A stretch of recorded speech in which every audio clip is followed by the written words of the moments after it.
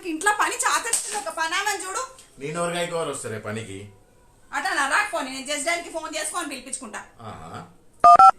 Hello, I'm looking for maid in my area, please send the details.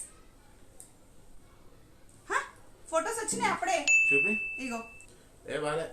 ఇగో. అరే మనతో పని చేపించేటట్టుంది. ఇగో ఈ అమ్మాయి బాగుంది, అందంగా ఉంది, ఏం అవసరం లే. ఇగో ఏ దొడ్డు ఉంది. నేను పనామె చూస్తున్నా, నీకు పిల్లని చూస్తలే. నిన్న చూడకుండా పెళ్లి చేసుకున్నా కదనే, పని ఏమైనా చూసి పెట్టుకుని నేను. అట్లానా?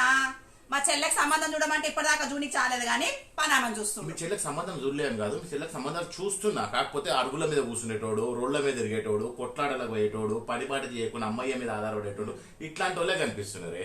మా నాయన కూడా అట్లా చూసి ఉంటే నా ఇప్పటిదాకా పెళ్లి చేసుకోకుండా హ్యాపీగా ఉండేదాన్ని. నేను చేసుకోకుండా నేను రోడ్డు మీద కూర్చొని కొట్లాడలకు పోయి అవరాగడిదలు చేస్తున్నానే. మా నాయనకు దగ్గర చూపు కనిపించక అన్ని మంచోడు అని చెప్పి చూసుకుంటు నేను. అరే పిచ్చిదానా, మీ అయ్యకు దగ్గర చూపే కాదు దూరం చూపు కూడా కనిపించదు. అట్టనా? ఎందుకో మొన్న మీ అమ్మ గదిలోకైనా వస్తుంటే అరే బర్రెనేంద్రా రోడ్డు మీద విడిచేసిర్రు అని అడుగుతుండు. మా అమ్మ బర్రెనా? అది మీ అయ్యని అడుగు.